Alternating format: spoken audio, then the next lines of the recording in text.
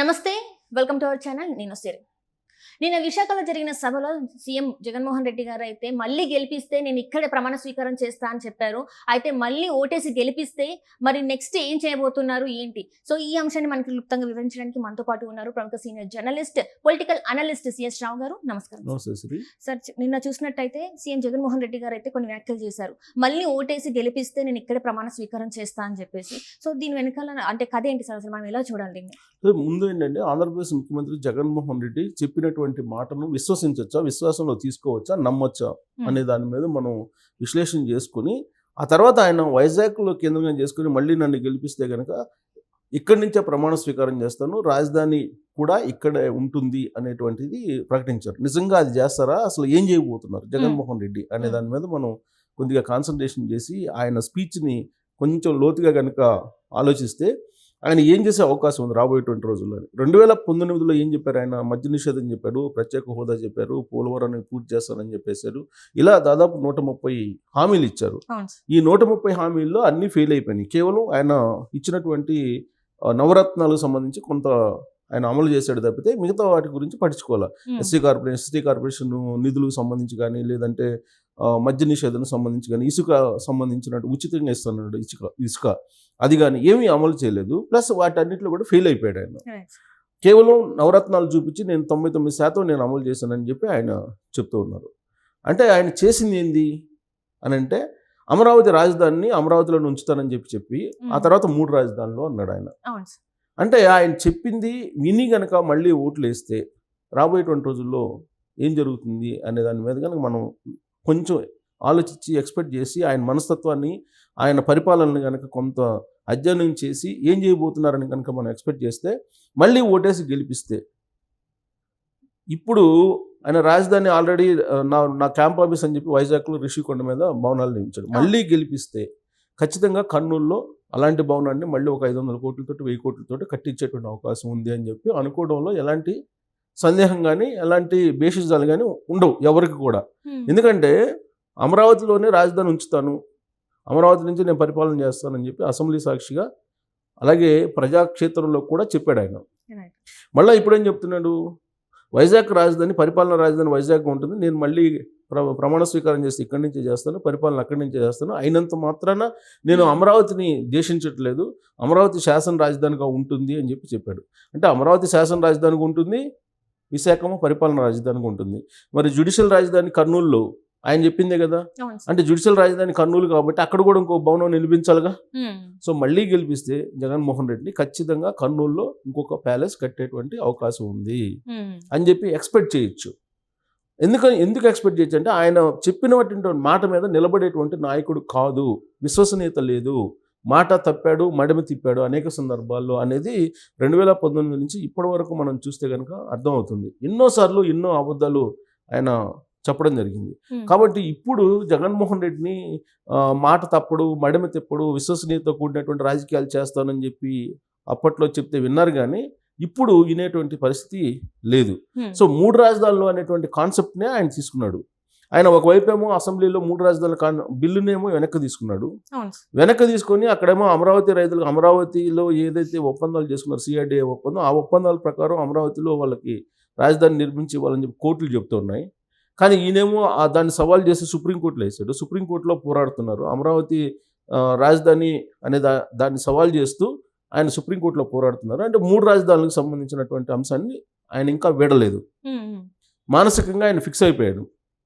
So మానసికంగా Jaganmohan Reddy fix అయిపోతే ఇంకా అది నెరవేరేంత వరకు కూడా ఆయన వెనకాడ్డు అనేది ఆయన గురించి బాగా తెలిసినటువంటి వాళ్ళు చెప్పేటువంటి మాట. ఇప్పుడు అసలు వైజాగ్కి వెళ్ళి ఆడ పోయిందేమో పారిశ్రామిక సదస్సు, ఇండస్ట్రియలిస్టులని పిలిచి అక్కడ సమావేశాలు పెట్టాడు. ఆడ ఇండస్ట్రీ డెవలప్మెంట్ ఏ విధంగా చేయాలి అనేది మాట్లాడకుండా విశాఖపట్నం హైదరాబాద్ని మించిపోతుంది 10 ఏళ్లలో, కాబట్టి మన రాజధాని ఇదే అని చెప్పి చెప్పేటువంటి ప్రయత్నం చేశారు. ఎందుకు చెప్పారు ఆ విధంగా?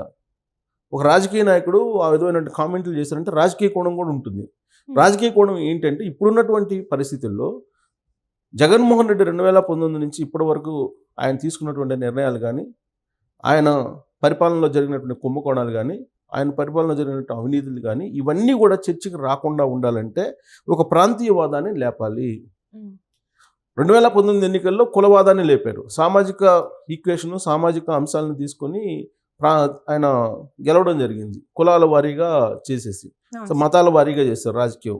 బ్రదర్ అనిలు వాళ్ళు అక్కడికి వెళ్ళడం 2019 ఎన్నికల్లో బ్రదర్ అనిలు వెళ్ళి క్రిస్టియన్ ఓట్ బ్యాంక్ అన్నింటినీ కూడా జగన్మోహన్ రెడ్డి వైపు మలిపించారు. అంటే మత రాజకీయం.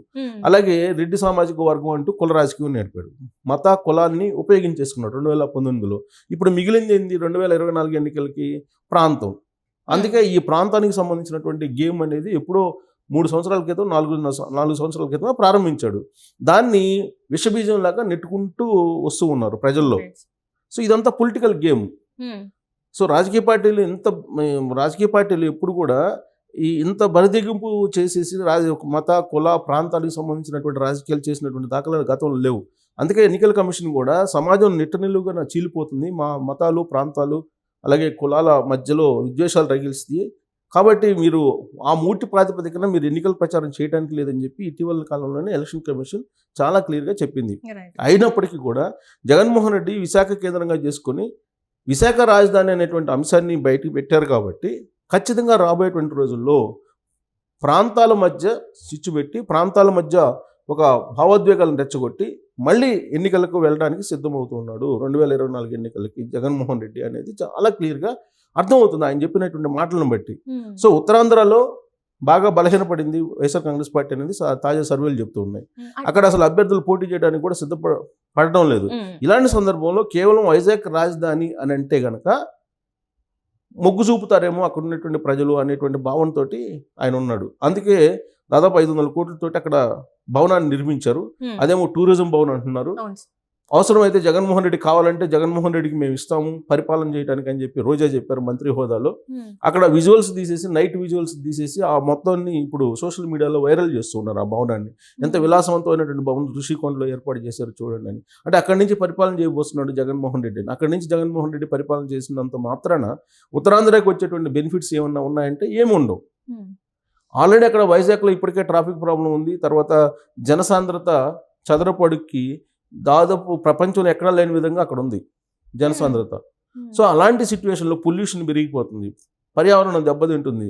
సో ఇన్ని అంశాలు అక్కడ ఉంటే, పైగా సముద్రం ఉంటుంది, సేఫ్ కాదని చెప్పి అంటున్నారు.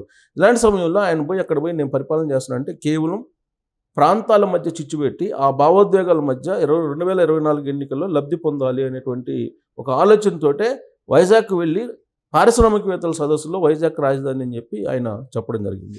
సో తర్వాత ఏం చేస్తారు, ఈయన కర్నూలు వెళ్తారు, కర్నూలులో సభ పెడతారు. కర్నూలులో సభ పెట్టి ఏం చేస్తారు, జ్యుడిషియల్ రాజధాని కావాలి మనకి, కాబట్టి జ్యుడిషియల్ రాజధాని కావాలంటే ఇక్కడ జ్యుడిషియల్ సంబంధించినటువంటి యూనివర్సిటీని మేము ప్రారంభిస్తున్నాను ఇక్కడ. సో రాబోయేటువంటి రోజుల్లో ఇక్కడ రాజధాని ఉండాలి కాబట్టి అక్కడ అని చెప్పి కర్నూలులో కూడా నెక్స్ట్ ఎలక్షన్లు అయిపోయిన తర్వాత డెఫినెట్గా ఒక ప్యాలెస్ కట్టేటువంటి అవకాశం ఉంది. జగన్మోహన్ రెడ్డి గురించి కొంత అవగాహన ఉన్నటువంటి వాళ్ళు చెప్పేది ఏంటంటే, ఇప్పుడు హైదరాబాద్లో ఒక విలాసవంతమైనటువంటి భవనం ఉంది, అలాగే బెంగళూరులో ఒక విలాసవంతమైనటువంటి అత్యంత అధునాతన సౌకర్యాలతో అక్కడ ఉందని చెప్పి అక్కడ చెప్తూ ఉంటారు.